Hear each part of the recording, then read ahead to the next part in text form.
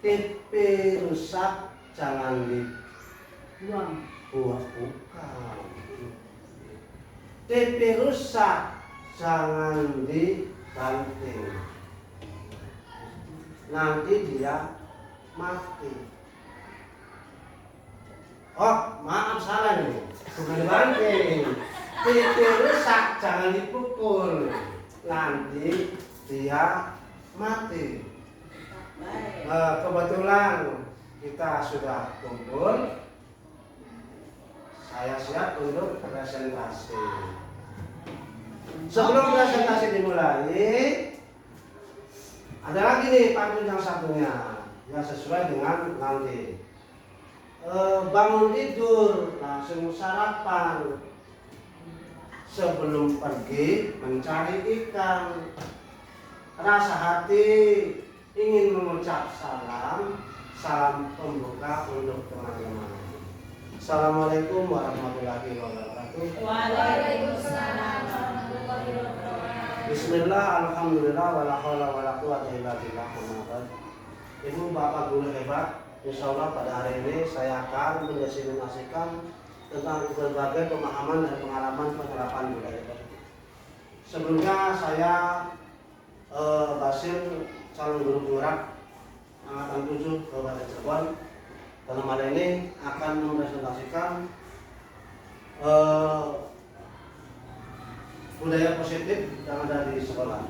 Coba perhatikan agenda kita adalah pertama adalah berdoa, kemudian speaking, tujuan kegiatan dan materi tanya jawab serta yang terakhir adalah aktivitas. Next, marilah kita buka acara ini dengan bersama-sama membaca basmalah. Bismillahirrahmanirrahim. Coba kita lakukan speaking. Coba ibu bapak guru hebat kamu semuanya berdiri. Buat pasangannya masing-masing betul kita ada 8. Di sini bu, di sini. Bawa ini di sini. Jangan, nanti bu. Suka. Oke, sur. Kalau anak kecil, boleh. Langsung ini.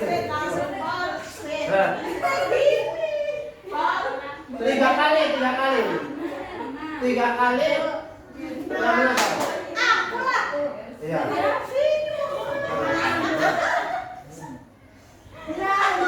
Menang. 3 kali bu. Kalau 3 kali menang semua. Ada yang 3 kali menang semua anak-anak. Ada yang 3 kali menang. Menang 3 kali. Ya, emang berarti mama. Saya berarti senior panas. Iya. Ya. Oke. Ini permainan kecil tapi sampai sekarang masih dianggap adalah kegiatan yang memang mencari solusi. Bila mana mencari sebuah keinginan kemudian mau menempatkan ini pada siapa yang kira-kira diberikan. Jalan terakhir kadang-kadang menggunakan show. Ya. Lanjut. Tujuan dari kegiatan ini adalah melakukan pembahasan tentang materi budaya positif kepada rekan guru dan staf. Jadi nanti ada hikmahnya juga bagi kita untuk bisa bersinergi dengan semua komponen sekolah untuk menciptakan budaya positif di lingkungan SD Negeri 1 Juku Widara Kecamatan Kabupaten Cirebon sekolah kita tentunya ya. Next. Pertanyaan menarik. Nanti kamu maaf, nanti ibu bapak jawabannya gampang, setuju atau tidak setuju, terus berikan alasannya kira-kira apa. Nomor 1, hukuman dapat mendisiplinkan anak. Menurut ibu bapak, hukuman dapat mendisiplinkan anak. Setuju atau tidak setuju? Hukuman dapat mendisiplinkan anak. Ada yang menjawab setuju? Setuju. Alasannya apa bu? Menurut pendapat saya, hukuman dapat mendisiplinkan anak itu tergantung daripada hukumannya yang seperti apa. Misalnya saya kasih, seperti saya kan guru mapel PAE. Misalnya anak itu tidak mengerjakan tugas, saya kasih hukuman misalnya dengan cara misalnya kamu harus menghafalkan surat Al-Lahab sekarang juga hafalkan. Nah itu kan berarti anak jadi dengan hukuman seperti tadi, hukuman yang mendidik, yang yang bertujuan untuk mendisiplinkan anak supaya kalau dalam mengikuti pembelajaran ini anak tidak banyak bermain. Cukup sekian. Iya. Ada yang menjawab tidak setuju? Bu Indra? Jawabannya apa? Setuju atau tidak setuju? Sama-sama. Setuju. Setuju bahwa hukuman dapat mendisiplinkan anak. Oke, sekarang bagaimana dengan pertanyaan nomor 2? Perhatikan. Pemberian hukuman dengan hal positif seperti membaca atau membersihkan halaman sekolah dapat mendisiplinkan anak.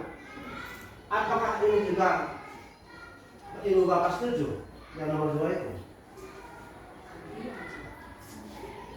Pemberian hukuman dengan hal positif seperti membaca atau membersihkan halaman sekolah dapat mendisiplinkan anak.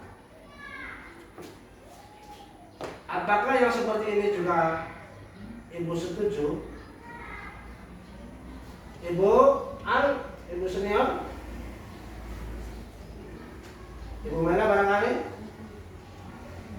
Nah, Pak Indra. Siapa Indra? Jawabannya? Pemberian hukuman dengan hal positif seperti membaca atau membersihkan halaman sekolah dan anak. Ya, Setuju. setuju. Alasannya? Karena dalam kita memberikan hukuman kepada anak tidak mesti dengan yang tadi sudah dibicarakan sama Ibu Suti Nabila, kita juga bisa memberikan hukuman pada anak dengan hal yang positif seperti anak disuruh membaca ataupun juga anak disuruh membersihkan halaman sekolah. Jadi pada saat anak membuat kesalahan di kelas, Ya. kita bisa memberikan anak tersebut untuk membersihkan yang ada di kelas kita itu sendiri. Oke, begitu. Baik, oke. Terima kasih. Kemudian pertanyaan nomor 3. Nih. Memberi penghargaan dapat meningkatkan motivasi anak. Coba Ibu Wiwi, apa kira-kira Bu? Setuju atau tidak Bu? Setuju. Alasannya Bu? Karena akan menumbuhkan minat belajar anak. Karena merasa dihargai, meningkatkan, menumbuhkan minat belajar anak. Oke. Membuat anak percaya diri gitu.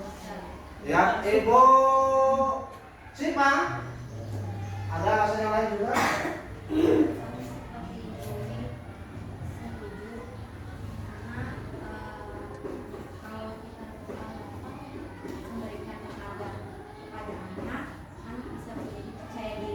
Ya, menumbuhkan percaya diri.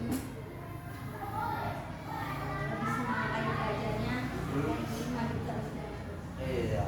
Kira-kira penghargaannya itu contoh bentuk penghargaannya seperti apa Bu? Menerima.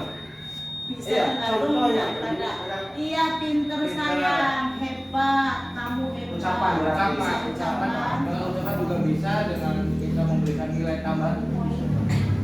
Masih perempuan juga bisa. Oh iya. Banyak Banyak cara. Oke, oke. Nah sekarang lanjut. Kita buka slide berikutnya. Budaya positif di sekolah ialah nilai-nilai keyakinan-keyakinan dan kebiasaan-kebiasaan di sekolah yang berpihak pada murid agar murid dapat berkembang menjadi pribadi yang kritis, penuh hormat dan tanggung jawab. Jadi ini semata-mata supaya budaya positif itu wujudnya itu dari keinginan pribadi, keyakinan sendiri tanpa dari pengaruh luar. Jadi munculnya itu nanti anak dengan keinginan sendiri. Oh ini tuh baik. Oh ini tuh adalah merupakan sesuatu yang tidak baik. Itu akan lebih dominan, akan lebih nyaman apabila anak itu munculnya dari keinginan sendiri. Itu akan lebih baik. Lanjut. Next.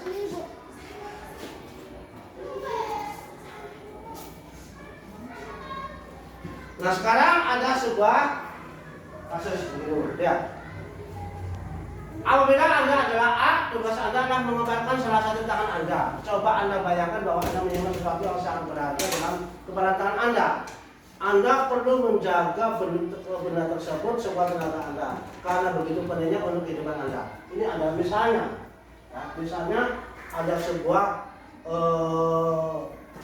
benda yang ada dalam tangan kita itu merupakan benda yang berharga. Yang kedua, bagaimana apabila B itu kemudian berusaha untuk membuka kepala tangan Anda.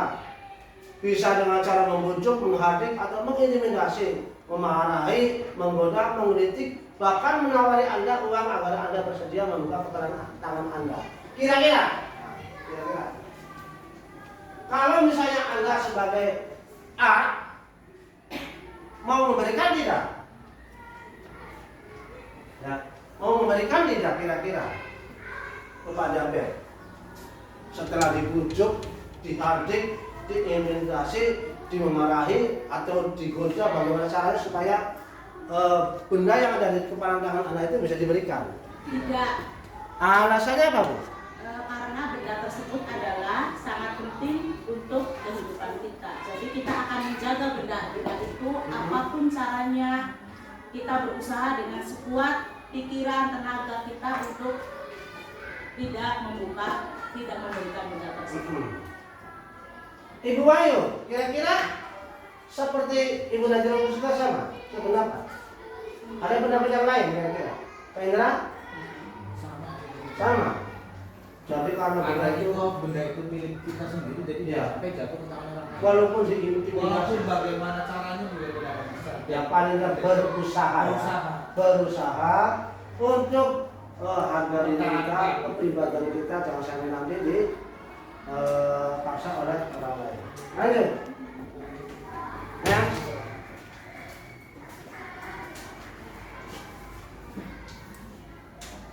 Sekarang disiplin positif. Apakah Anda atau B membuka kepala tangan Anda? Ya, tadi ya. Alasannya tadi sudah. Nah, dalam kegiatan ini sesungguhnya siapa yang memegang kendali atau kontrol untuk membuka atau menutup tangan? Sebenarnya siapa? A atau B? Yang punya kendali? A. Alasannya? Diri kita sendiri. Kalau B? Orang lain yang coba untuk membuka tangan kita. Mungkin tidak terbuka kalau B. Kalau dia memaksa dengan sekuat tenaga, mungkin saja bisa terbuka. Iya, seperti itu ya. Tapi paling tidak kita sudah berusaha. Iya. Ya, ibaratnya itu jangankan punya kekuatan, seekor semut yang kecil pun ya, kalau meningkat bisa jadi. Oke. Lanjut.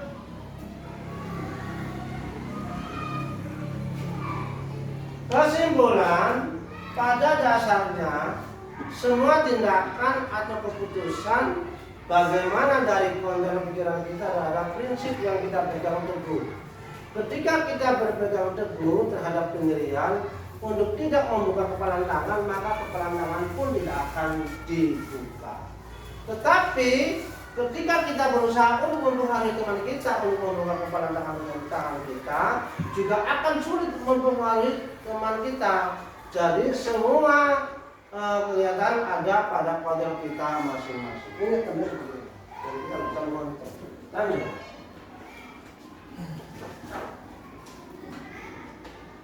Nah, seperti dokter bilang dalam miskonsepsi teori kontrol, dia bilang begini, ilusi guru mengontrol murid.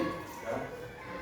Ilusi bahwa semua perbuatan positif, efektif dan bermanfaat. Ilusi bahwa kritik dan membuat orang merasa bersalah dapat menguatkan karakter. Ilusi bahwa orang dewasa memiliki hak untuk merasa. Ini pendapatnya Dr. William Glasser mewujudkan sikap disiplin. Menurut KHD, apa sih KHD? Ada yang tahu? Menurut KHD itu maksudnya Konsep hidup dasar. KHD yang saya tuliskan di sini adalah Ki Hajar Dewantara. Ya. Menurut Ki Hajar Dewantara, untuk menciptakan murid yang merdeka, syarat utamanya adalah harus ada disiplin yang kuat. Disiplin yang dimaksud adalah disiplin diri yang memiliki motivasi internal, bukanlah motivasi eksternal. Dalam menurut saya sampaikan. Akan lebih baik lagi apabila dalam diri sudah ada motivasi. Karena jika berasal dari motivasi eksternal, sifatnya hanya sementara. Sedangkan jika motivasi tersebut datang dari diri sendiri, akan bertahan dalam jangka yang panjang.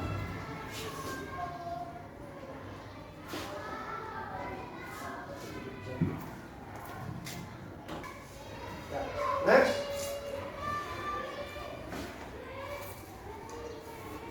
Motivasi perilaku manusia. Ini menurut Dialogosen. Untuk menghindari ketidaknyamanan atau hukuman, ya. Untuk mendapatkan imbalan atau penghargaan dari orang lain. Kemudian yang ketiga adalah untuk menjadi orang yang mereka inginkan dan menghargai diri sendiri dengan nilai-nilai yang mereka percaya. Next. Kesimpulan, penerapan disiplin di sekolah harus dilakukan melalui internal atau karena kesadaran diri. Motivasi internal lebih berjangka lama dan membuat siswa makin kuat secara karakter. Hal tersebut sejalan dengan pemikiran Ki Hajar Dewantara yang mengungkapkan bahwa disiplin kepada siswa adalah disiplin diri. Artinya siswa sendirilah yang menginginkan dirinya menjadi peraturan sesuai dengan keyakinan universal atau keyakinan sekolah tadi.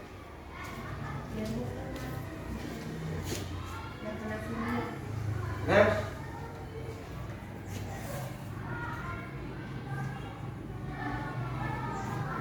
Nah, kita manusia ini punya 5 kebutuhan dasar, ya. Kebutuhan dasar yang harus kita dapatkan.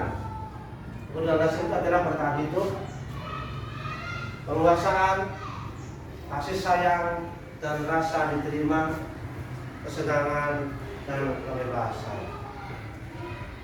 5 kebutuhan dasar ini sebenarnya harus kita dapatkan.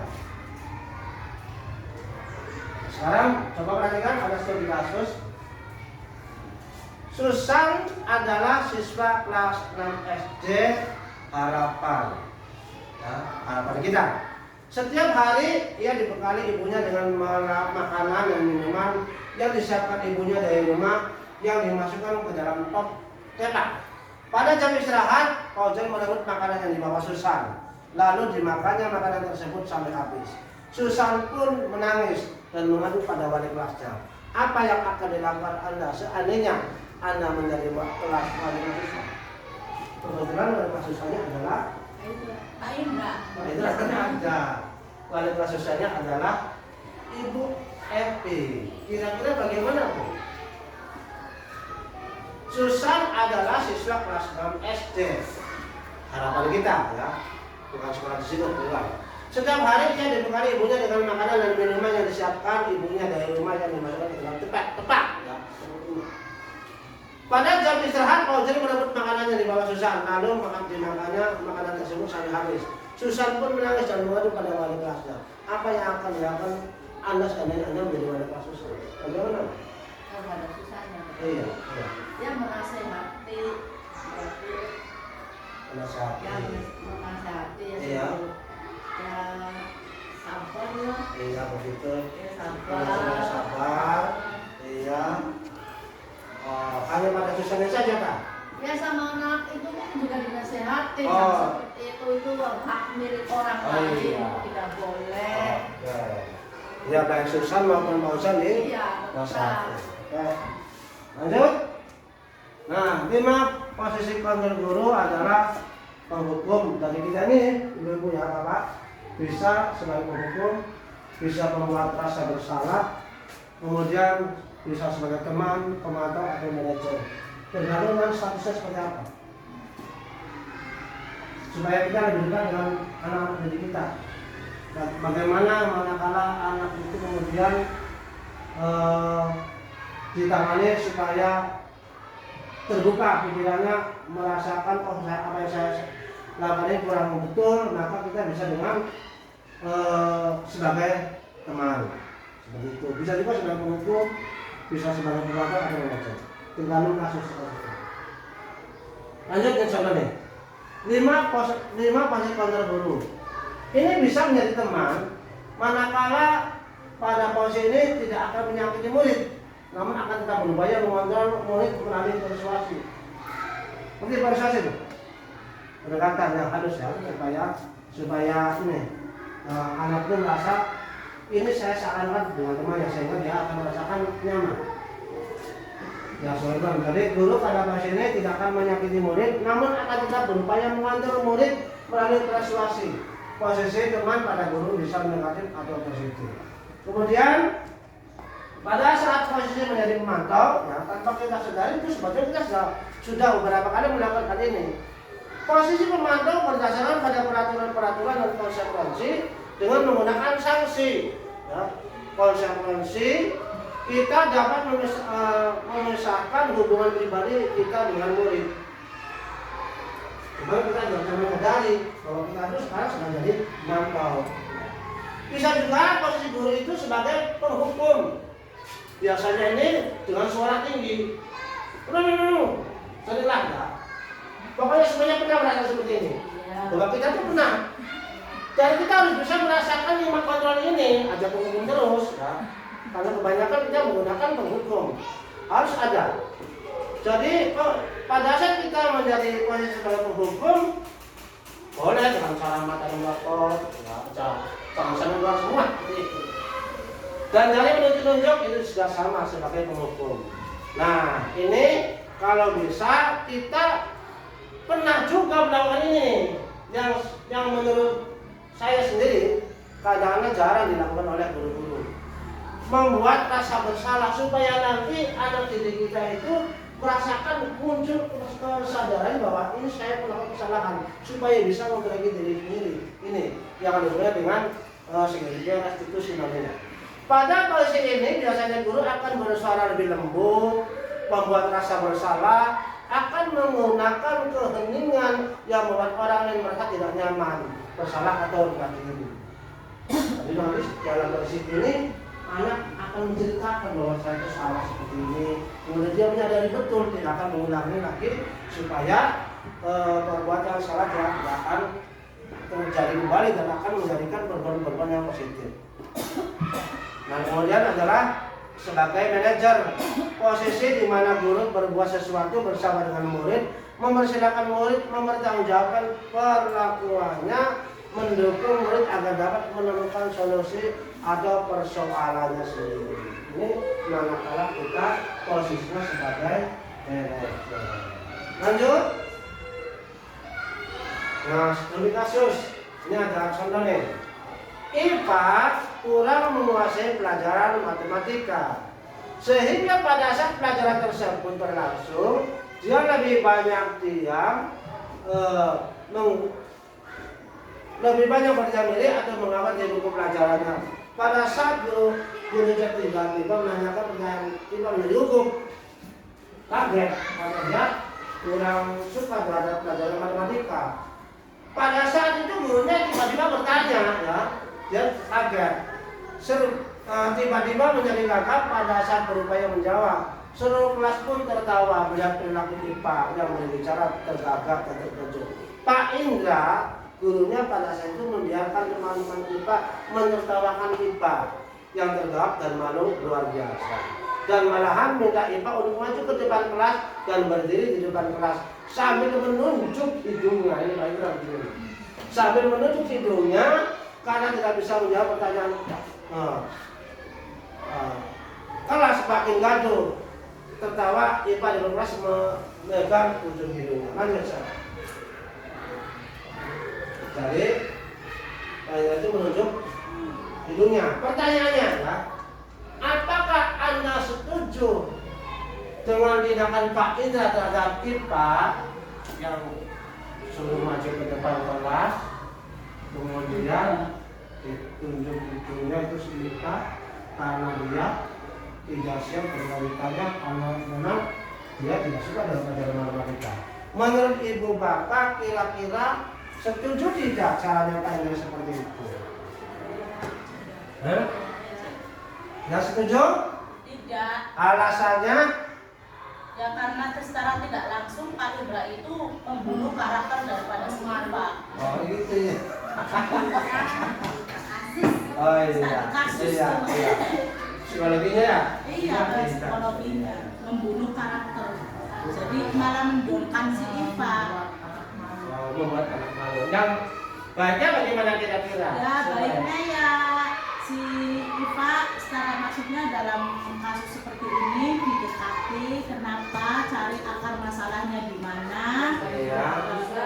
iya solusinya gimana, terus ya istilahnya kita kasih motivasi lah biar si Iva ini berubah, paling tidak kalaupun dia tidak bisa dengan semangat mengikuti, ya mudah-mudahan akan terbuka. Kita kasih contoh yang misalnya kayak semacam pisau, setumpul-tumpulnya pisau setiap hari diasah maka akan ada. Iya, iya. Terima kasih Pak Putra dari Anda sebagai gambaran tidak seperti itu. Ya, lanjut. Next. Nah, seperti apa yang tadi saya sampaikan. Nah, ini segitiga restitusi. Restitusi adalah upaya mendisiplinkan siswa, tapi dengan cara siswa sendiri yang menyelesaikan masalahnya dan membuat mereka bertindak sesuai dengan keinginan ideal yang didasarkan pada keyakinannya. Next. Segitiga restitusi, kalau kita tolak anak yang sedang berbuat salah, dia akan tetap menjadi bagian dari masalah. Nah, saya pernah melakukan hal seperti ini. Namun bila kita memahami alasannya melakukan sesuatu, maka dia akan merasa dipahami. Para guru yang telah menerapkan strategi ini mengatakan bahwa anak-anak yang tadinya tidak terjangkau menjadi lebih terbuka dan pada mereka. Ya. Strategi ini menguntungkan bagi murid dan guru karena guru akan berada dalam posisi siswa dan karena itu akan memiliki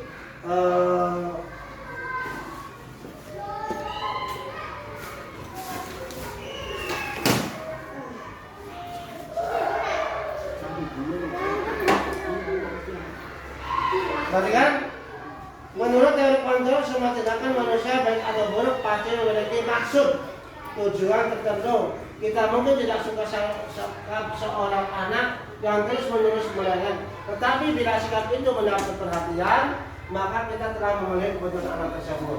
Kalimat-kalimat di bawah ini mungkin terdengar asing buat guru, namun bila dikatakan dengan nada tanya, menghakimi akan memvalidasi kebutuhan mereka. Contohnya, padahal kamu bisa melakukannya yang lebih buruk dari ini. Jadi dipersilakan kemarahan. Tapi nanti dia akan merasa tersinggung. Ya? Kamu pasti punya alasan mengapa melakukan hal ini. Ini contohnya seperti ini. Yang ini kalimat-kalimat pertanyaan menggunakan segitiga restitusi. Kamu patut bangga pada dirimu sendiri karena kamu telah melindungi sesuatu yang penting buatmu.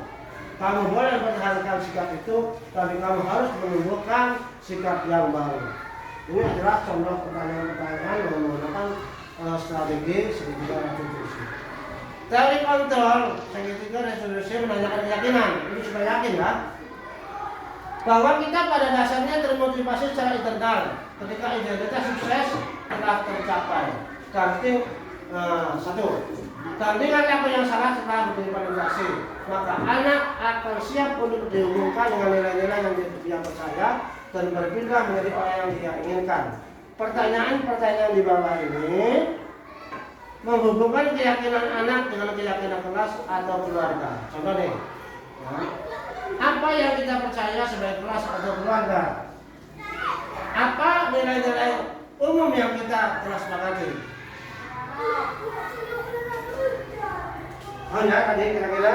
Nah sekarang kita simpulkan bareng-bareng ya.